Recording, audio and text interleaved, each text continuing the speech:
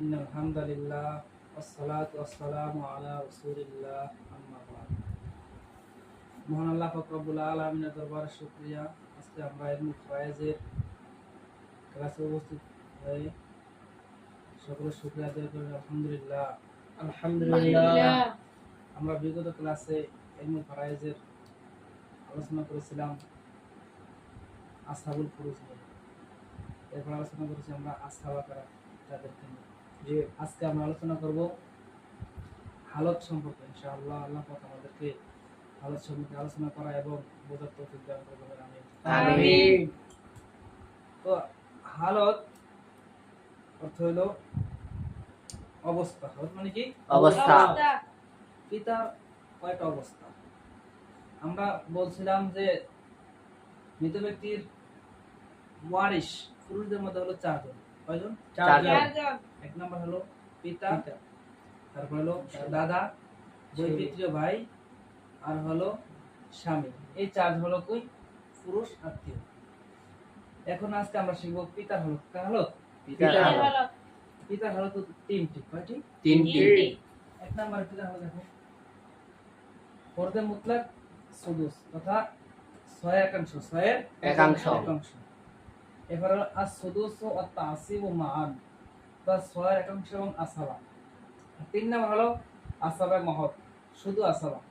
এখন খেয়াল করতে হবে, আমরা বিভিন্নভাবে বিভিন্নজন এগুলো ফারায়েজ শেখায়। বিষয়টা আমরা আগে হালতগুলো মুখস্থ করবো। আমি যখন যে হালত রাখবো এটা আলাদাভাবে আপনারা নোট অথবা খাতা রাখবেন। তো যখন খেয়াল করবেন পিতা হলো কি? পিতা হলো তিনটা। এক নম্বর হলো ফরদে মুতলাকা সুদুস, আর সুদুস ও তাসিব ও মান, আর আসাবাই মাহাল। মনে থাকবে? এই তিনটা হলো পিতার হলো। এক নম্বর দেন ফরদে মুতলাক সুদুস অর্থাৎ 6/1। কখন পিতা 6/1 পাবে? মৃত ব্যক্তির পুত্র, পুত্রের পুত্র, এভাবে করে নিম্ন স্তরের কোন পুরুষ ওয়ারিশ জীবিত থাকে, তাহলে পিতা পাবে কত? 6/1। যেমন আমরা উদাহরণ দেখতে পারি, আল মাইয়িত, ঠিক আছে? আল মাইয়িত দেখেন, আপনার আছে কি? পিতা, ঠিক আছে? আল আব, পিতা আছে, তার ইবনু, ছেলে। মৃত ব্যক্তির কি আছে? ছেলে। আমরা বলছি কি মৃত ব্যক্তির পুত্র অথবা পুত্রের পুত্র, এভাবে করে নিম্ন স্তরের কোন পুরুষ ওয়ারিশ জীবিত থাকে, তাহলে পিতা পাবে 6/1। এখন আমরা এখান থেকে আগে আমরা এই শিখতে শিখতে মাসলাগুলো শিখবো। দেখেন এখন কি আছে? পুত্র আছে। কি আছে? পুত্র। তাহলে পিতা হবে কত? এখন আমরা আগে মাসালা বাইর করব। মাসালা, এই মিম লিখতে হবে। মাসালা, মিম মানে কি? মাসালা। মাসালা কত দিয়ে হবে? তাহলে পিতা হবে কত? 6/1। এই 6/1, এই 6/1। এখন আমাদের মাসালা হবে এই যে মৃত ব্যক্তিদের ওয়ারিশদের যেই মাসালা আমরা পাইবো, এটা লসাগু করার পর লসাগু যেই ফলটা আমাদের আসবে ওটা হবে কি? মাসালা। এখন 6 লসাগু আমাদের কত হয়? 6 লসাগু 6 হয়, ঠিক না? যে আর কোন যদি ওয়ারিশ থাকতো তাহলে আমরা 6 মাসালা কি করতাম? লসাগু করে বের করতাম। কিন্তু আছে একজন, তাহলে আমাদের মাসালা হবে 6 দিয়ে। কত দিয়ে হবে? 6 দেবে মাসালা। এবার মাসালা যখন 6 দিয়ে হবে, পিতাকে আমরা দেব কত? 6/1। আর থাকে কত? 5। এই 5 পেয়ে যাবে ছেলে। বুঝে আসছে? মৃত ব্যক্তি যদি ছেলে থাকে, পিতা হবে 6/1। এবার দ্বিতীয় হলো এই 2 নম্বর। 1 নম্বর দেখেন আমাদের, হ্যাঁ, 2 নম্বর দেখেন। 2 নম্বর হলো যদি মৃত ব্যক্তির কন্যা, পুত্রের কন্যা, এভাবে করে নিম্ন স্তরের কোনো মহিলা ওয়ারিশ জীবিত থাকে, তাহলে পিতা পাবে 6/1 এবং আসাবা, এই দুটা একসাথে পাবে। বুঝতে পারছেন? খেয়াল করুন আবার। যদি মৃত ব্যক্তির কন্যা, পুত্রের কন্যা, এভাবে করে নিম্ন স্তরের কোনো মহিলা ওয়ারিশ জীবিত থাকে, তাহলে পিতা 6/1 এবং আসাবা একই সাথে পাবে। এটাকে আরবিতে বলা হয় আস-সুদুস ওয়া তাসিবু মান। 6/1 এবং আসাবা একই সাথে পাবে। আমরা উদাহরণটা উপর দেখি। এই যে দেখেন,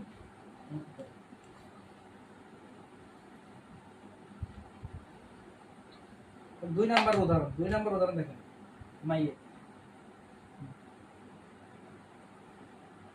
মাইয়েত ধরেন আসলে কে পিতা কে আছে পিতা পিতা আগুন আর আছে কন্যা কে আছে কন্যা কন্যা। বিন্তু বিন্তু বিন্তু এবার দেখেন কন্যা একজন তাহলে আমরা জানি পিতার হালত কত 6 এর কত 6 এক 6 এর এক আর কন্যা হালত হলো নিসফ কত অর্ধেক মানে একজন কন্যা হলে 2 এর 1 2 এর এক তখন আমরা আস্তে আস্তে সমস্ত হালতগুলো বলবো তখন আমাদের মাথায় চলে আসবে ইনশাআল্লাহ আমরা পরে সামনে দিকে পাবো কন্যা হালতগুলো 2 এর কত 2 এর 1 এবার 6 আর 2 লসাগু করলে কত হয় 6 হয় কত হয় 6 হয় কিভাবে দেখেন এই আপনারা লসাগু কিভাবে করবেন আর সহজ পদ্ধতি আছে এটা আমি দেখাবো দেখেন 2 লসাগু করেন 2 দিয়ে করেন 3 তে গুণে কত 6 আর 2 একে 2 এবার তো লসাগু করতে হলে আপনার সর্বনিম্ন দুইটা মধ্যে দেবো কার মধ্যে হবে দুইটা এবার 3 দিলে একটা মধ্যে আরেকটা মধ্যে যায় না তাহলে আমাদের লসাগু কি বলতে 3 তে গুণে 6 কত হলো 6 আর আমাদের মশলা কত যাবে 6 দিয়ে মশলা যাবে 6 দিয়ে মশলা হবে বুঝতে আসছে এই লসাগু ছাড়াও আপনারা কিভাবে মশলা বের করবেন এটা আমরা ইনশাআল্লাহ পরবর্তীতে জানবো আগে আমরা আজকে একটু দেখি তাহলে 6 এর 1 কিটা হবে কত 6 এর 1 আর কন্যা হবে কত নিসফু 3 তে গুণে 6 কত হয় 6 এর অর্ধেক কত হবে 3 কত হলো 3 এবার 3 আর 1 4 4 কত 4 আমাদের অবশিষ্ট কত 2 এই অবশিষ্ট পিতা আসাবা হিসেবে পেয়ে যাবেন কারণ দেখছে আর শুধু সত্তা আসিবু মা একসাথে আসাবা হিসেবে পেয়ে যাবেন এই আছে 2 3 আর 2 6 ঠিক আছে 3 আর 3 6 মাসালা 6 মিলছে জি এবার আমরা শিখব 4 নাম্বার 3 নাম্বার কত নাম্বার 3 নাম্বার আসাবাই মহৎ আসাবাই মহৎ এই আসাবাই মহৎ দেখেন কখন পিতা আসাবাই মহৎ হবে আমি মুসুম ভিডিও থাম পরে আবার লিখে দেব এবার আমরা শিখব 3 নাম্বারটা আসাবাই মহৎ তথা শুধু আসাবাই পিতা কি হবে শুধু আসাবা আসাবা হবে। যদি মৃত ব্যক্তির সন্তানাদি পুত্রের সন্তানাদি এভাবে করে নিম্ন স্তরের কোনো ওয়ারিশ জীবিত না থাকে তাহলে পিতা শুধু আসাবা হবে বুঝে আসছে মৃত ব্যক্তির কোনো পুরুষ সন্তান মানে কোনো সন্তানাদি নাই এবং পুত্রের সন্তানাদি নাই এভাবে করে কোনো ওয়ারিশ কি নাই জীবিত নাই তাহলে পিতা কি হবে শুধু আসাবা হবে দেখেন মৃত ব্যক্তি মারা গেছে তার শুধু বাবা আছে কি আছে তার বাবা তাহলে বাবা আছে আর সম্পত্তি সে আসাবা হিসেবে পেয়ে যাবে কি হিসাবে আসাবা সেখানে পিতার কোনো অংশ নাই হালত নেই তাহলে আসাবা সমস্ত সম্পত্তি আমরা এক ধরে মাসালা পিতা এক সপ্তাহে বুঝে আসছো এই তিনটা এক নাম্বার হলো প্রধান মুতাকা সুদুস তথা পিতা 6 একাংশ দ্বিতীয় নম্বরে as-sudus তাসিউ মান 6 একাংশ এবং আসাবা 3 নাম্বার আসাবাই মাহর এটা হলো পিতার হলো এবার আমরা শিখব দাদার হলো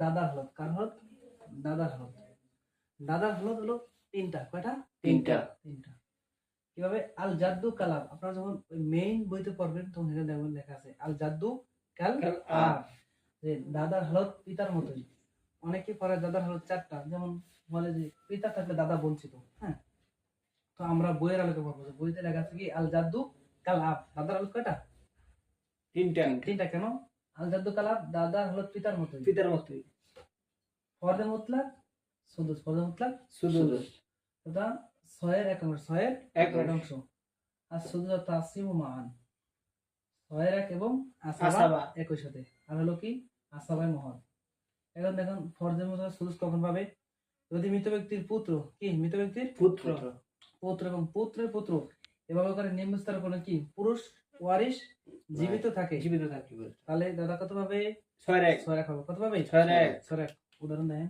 আগের মতই আগেরটা খেয়াল করলে সহজ দেন আচ্ছা জাদ্দুন কি আছে দাদা আর আছে ইবনুন কি আছে এটা মৃত ব্যক্তির দাদা আছে আর আছে কি ছেলে আছে এখন মাসালা হবে কত দ্বারা আগে বলছি দাদার অংশ কত 6 এর কত আছে 6 এর 1 আছে আমি লিখি 6 এর 1 আছে আর ছেলেতে কোনো কি নাই নির্দিষ্ট নাই অংশ এখন 6 এর 1 তাহলে লসাগু কত 6 কত 6 মাসালা কত হবে 6 এবার 6 দাদার দেব কত 6 এর এক, এক। ছয়ের এক এক। আর ছেলে পাবে 5 5, অবশ্যই আসাবে হিসেবে ছেলে 5 পেয়ে যাবে। বুঝে আসছে? জি তাদের 1 নাম্বার হালত। এবার দ্বিতীয় নাম্বার দেখেন। দ্বিতীয় নাম্বারটা হলো আর সদস্য তাসিব মা। মা আগের মধ্যে আপনি বাবার হালত যদি ভালো পারেন তাহলে এটাও একেবারে সহজ। সহজ জি কিভাবে বলছি যে যদি মৃত ব্যক্তির কি কন্যা কন্যা অথবা অথবা কন্যার কন্যা কন্যার কন্যা বিবাহ নিম্ন স্তরের কোনো যত মহিলা মহিলা ওয়ারিশ থাকে জীবিত থাকে তাহলে দাদা কিভাবে 6 রাখ ছয়ের এবং আসাবা আসাবা সহ একই সাথে হবে। একই দেখেন উদাহরণ দেখেন মাইয়ুত। হ্যাঁ আছে দাদা কি আছে দাদা দাদু দাদা এমন লাগেন জাদ্দুন কি দাদু জাদ্দুন। আর আছে বিনতুন কি বিন্দু বিনতুন। তাহলে মাসালা কত হবে দেখেন মাসালা কত হবে দাদা হবে কত 6 রাখ কত হবে 6 রাখ আসাবার কন্যা হবে 3 এর এক কত কন্যা নিঃস্ব মানে একজন থাকলে 3 রাখ একজন থাকলে 3 এর এক। এই 3 এর এক আর 6 তো 6 আর 3 লসগু করলে কত হবে 6 কত হবে কারণ আমরা এটা জেনেছি যে কত বলছি যে নিষ্পরিকে যখন কি হবে লসাগু হবে তখন বড়টা তারা কি হবে মাসালা মাসালা হবে এটা আমরা আরেকবার প্রয়োজনে দেখে নেব। তাহলে মাসালা হবে কত দ্বারা 6 দ্বারা 6 দ্বারা হলে দাদা হবে কত 6 এর এক কত 6 হবে 6 এর 6 এর এক। আর কন্যা কত পাবে দেখো 6 এর অর্ধেক হচ্ছে 3 3 কত হয় 3 3 3 দুগুণে 6 এনে 3 দিলাম। এবার 3 আর 4 3 আর কত হলো 4 4 বাকি থাকে কত 2 2 থাকে কত 2 2 আসাবা আসামে সব পেয়ে গেল এই 3 3 আর 3 6 মিললো। জি এবার দাদার দ্বিতীয় নাম্বারটা আসুস তাসিব মা এবার আসাবাই মাহদ আসাবাই মা যদি মৃত ব্যক্তির কি সন্তানাদি মৃত ব্যক্তির সন্তানাদি কিংবা তার সন্তানের সন্তানের সন্তানাদি এভাবে করে নিম্ন স্তরের কোনো মানুষ ওয়ারিশ জীবিত না থাকে থাকে তাহলে দাদা কিভাবে আসাবা শুধু আছে শুধু কি আছে? শুধু শুধু আসাবা যেমন শুধু দাদা আছে কি আছে শুধু দাদা দাদা আছে। তাহলে সমস্ত সম্পত্তিকে আমরা এক মাসা এক ধরবো কত ধরবো এক এক ধরে আসাবাই সাথে দাদাকে আমরা এক দিয়ে দেবো মনে থাকবে জি এই দাদা হবে। ইনশাল্লাহ আমরা আগামী ক্লাসে শিখবো বই পিতৃ ভাই এবং স্বামীর হালত কিভাবে আমরা সামনের দিকে আস্তে আস্তে এগিয়ে যাবো। আল্লাহ পাক আমাদেরকে বোঝার তৌফিক দান করুন বলে আমিন। আমিন